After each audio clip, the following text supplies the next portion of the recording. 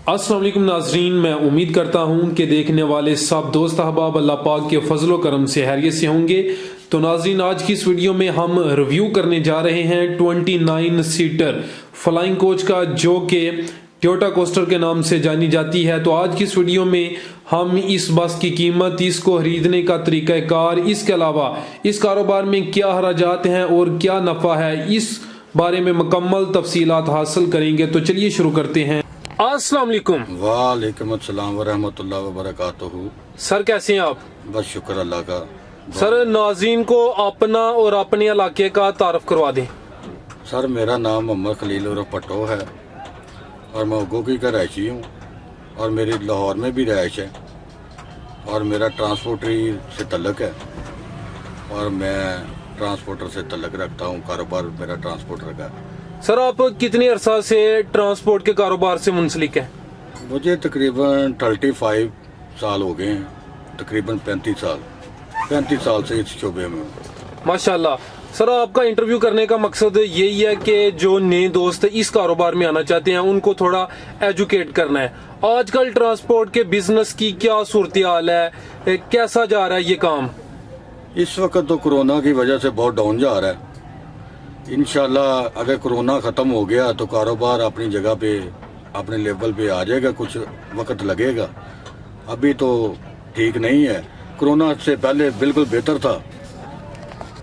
यानी कोरोना की वजह से इस कारोबार में भी मंदी आई है? हाँ, बहुत ज़्यादा। तो सर ये जो कोस्टर आपके पास है, ये जो बस है, इसकी थोड़ी इन्फॉर्मेशन दें कि ये कौन सा मॉडल है, इसको क्या बोलते हैं, कितनी इसकी सीटें हैं, इसकी मुकम्मल इन्फॉर्मेशन दे दें। जनाब ये इसकी 29 पैसेंजर बैठते हैं इसमें और एक ड्राइवर बैठता है। टल्टी हो जाती हैं सीटें इसकी, ठीक है। तो ये लाहौर से सियालकोट जाती है। इसका किराया है तकरीबन 300। तो इसका आयल वगैरह इंजन का चेंज होता है, अड्डे की फ़ीस होती है, टोल टैक्स होता है, लाइसेंस की फ़ीस होती है, ड्राइवर जो गाड़ी चलाता है उसकी फ़ीस होती है, टोकन टैक्स होता है, पासिंग टैक्स होता है। इसके बहुत ज़्यादा टैक्स होते हैं। काफी हराजात हैं, हराजात पे बाद में बात कर लेते हैं। सबसे पहले ये बताएं, ये जो एक कोस्टर है इसकी आपने बताया 29 सीट्स हैं, इसमें फोल्डिंग भी शामिल है? फोल्डिंग शामिल करके, क्योंकि 22 सीटें बड़ी हैं और 7 सीटें जो हैं वो फोल्डिंग है, इसमें डाली जाती हैं। टोटल 29। तो सर ये कौन सा मॉडल है और इसको आप क्या बोलते हैं, किस कंपनी की ये बस है? ये टोयोटा कंपनी है, इसे कोस्टर हम बोलते हैं।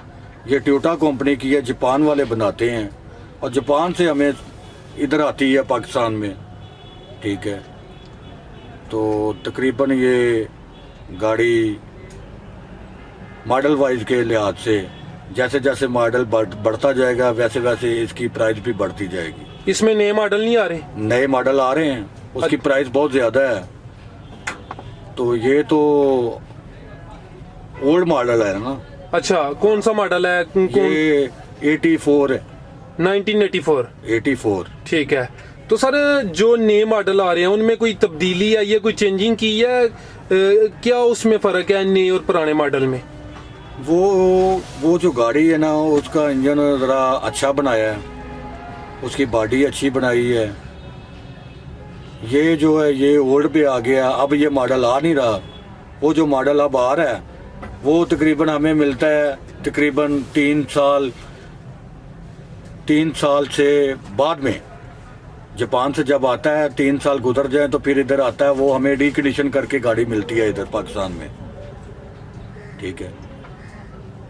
अच्छा, यानी कि 0 मीटर नहीं, वो यूजेबल आती है? यूजेबल आती है, बेहतर हो गया। 0 मीटर खरीदता कोई अफराद खरीद सकता है, हर बंदा नहीं खरीद सकता। तो सर ये जो पुराने मॉडल हैं या जो नई गाड़ी है उसकी कोई कीमत के बारे में थोड़ा बताएं। और अगर कोई दोस्त लेना चाहता है वो नई गाड़ी ले, पुरानी ले, और क्या तरीकेकार होता है इसको खरीदने का? भाई ये मॉडल पे डिपेंड होता है कि मॉडल के जैसे मॉडल बढ़ता जाएगा वैसे इसकी प्राइस बढ़ती जाएगी। गाड़ी ये 20 लाख की भी मिलेगी, 40 लाख की भी मिलेगी, 50 लाख की भी मिलेगी, 60 लाख की भी मिलेगी। ठीक है, जैसे जैसे मॉडल अच्छा होता जाएगा वैसे वैसे प्राइस अच्छी होती जाएगी। ठीक है।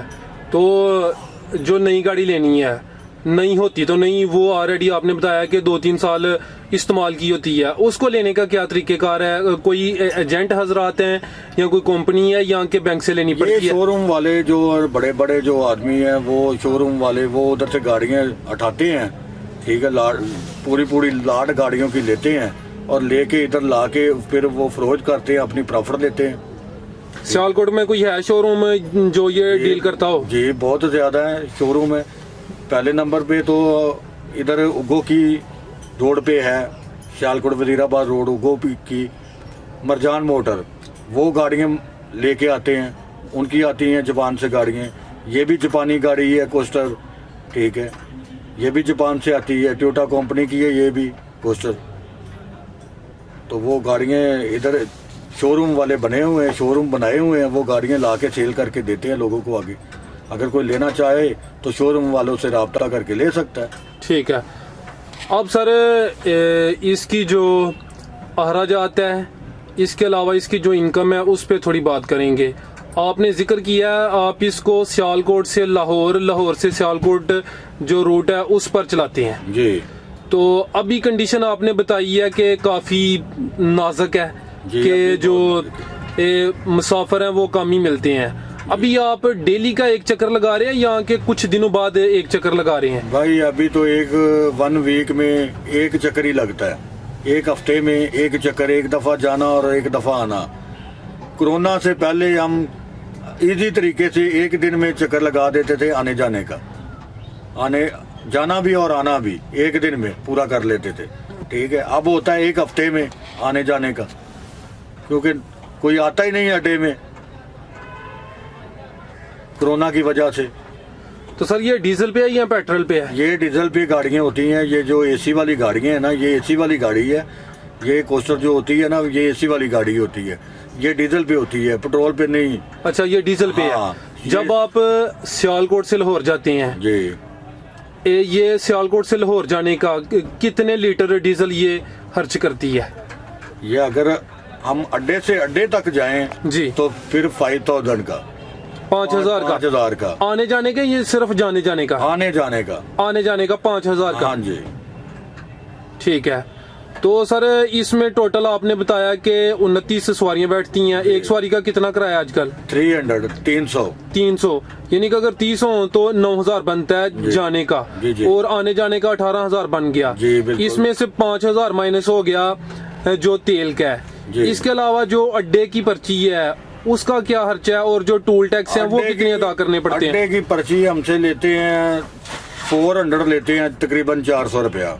एक अड्डे की या दोनों अड्डों की? एक अड्डे की, एक तरफ की। अच्छा, ठीक है। उसके बाद रास्ते में जो टूल टैक्स होते हैं उनके अलग पैसे होते हैं। ठीक है।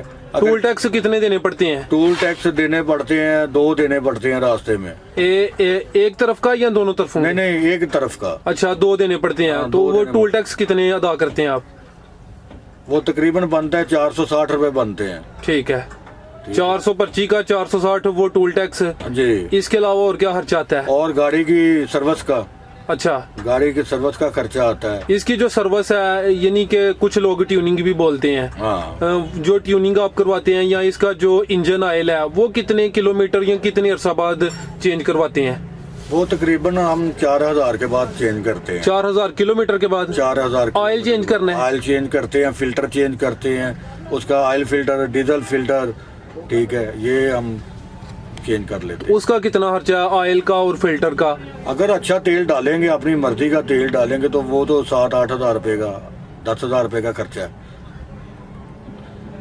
10,000 रुपए तक तकरीबन लग जाता है। ठीक है। इसके अलावा जो इसके टोकन है वो लाइफ टाइम है या क्या अदा करने पड़ते हैं? वो हमें हर 6 माह साल बाद दोबारा पैसे पे करने पड़ते हैं। टोकन के कितने अदा करते हैं? 6 माह बाद या साल बाद? वो मॉडल के लिहाज से वो करवाने पड़ते हैं। इसके कितने हैं? ये 1984 मॉडल है ना? ये 84 मॉडल है। इसके तकरीबन बनते हैं कोई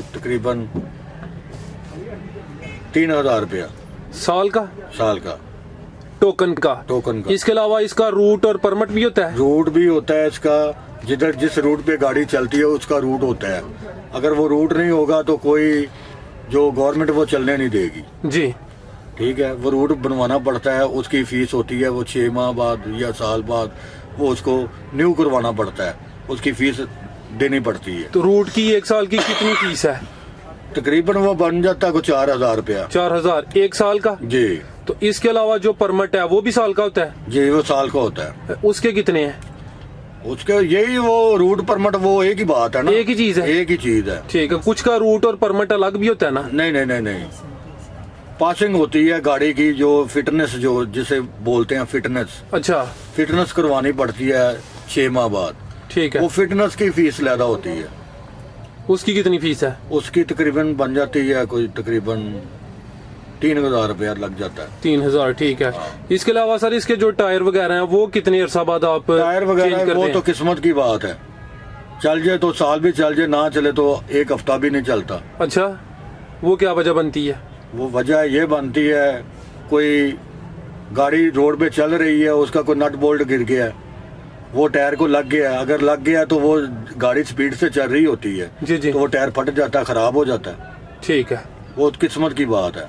तो सर ये जो आपके पास कोस्टर है इसमें हेल्पर भी है, कंडक्टर भी है, या सिर्फ ड्राइवर ही होता है? नहीं, इसमें कनेक्टर हेल्पर नहीं होता, वो बड़ी गाड़ी पे होता है, डेवो पे होता है, यूटोंग पे होता है, अमान पे होता है, हैगर पे होता है, वाल्वो पे होता है। इसमें सिर्फ ड्राइवर? इसमें सिर्फ ड्राइवर होता है। ये गाड़ी पैक हो गई, पैसेंजर पूरे हो गए, चलो भाई जाने दो।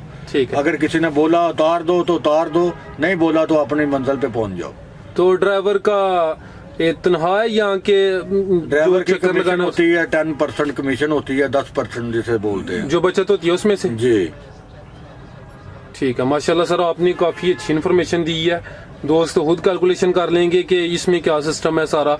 वैसे आपके अंदाजे के मुताबिक अगर कोरोना की सूरत हाल बेहतर हो जाती है, रोज़ाना का अगर आप सियालकोट से लाहौर जाएं, लाहौर से सियालकोट आएँ, तो एक दिन की अंदाजन कितनी बचत हो सकती है? तकरीबन यही 5,000 हो जाएगी, 5,000 हो जाएगी, 5,000 तकरीबन। ठीक है, अगर कोरोना खत्म हो जाए तो हालात बेहतर हो जाए पहली तरह जैसे पहले हालात थे, तो फिर तो ये निज़ाम हो जाएगा। अगर नहीं होंगे तो फिर कोई हाल नहीं है, फिर ट्रांसपोर्ट ही खत्म हो जाएगी। माशाल्लाह सर आपने दिल खुश किया। आखिरी सवाल है, ये छोटी कोस्टर है, अभी बड़ी बसें भी हैं जिसमें यूटांग मास्टर है, या उनकी तकरीबन 70-72 सीटें होती हैं। नहीं, आपका जो तजर्बा है वो क्या कहता है, जो छोटी बस है उसमें फ़ायदा है या बड़ी बस में फ़ायदा है?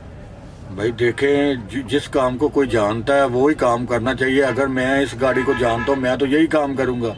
अगर बड़ी वाला तो वो बड़ी गाड़ी का काम करेगा। जैसे जैसे कोई जिस गाड़ी को जानता वो ही खरीदेगा, दूसरी बड़ी तो नहीं खरीदेगा। ठीक है सर, बहुत शुक्रिया जी, अल्लाह हाफिज़। ओके जी, अल्लाह हाफ़िज़।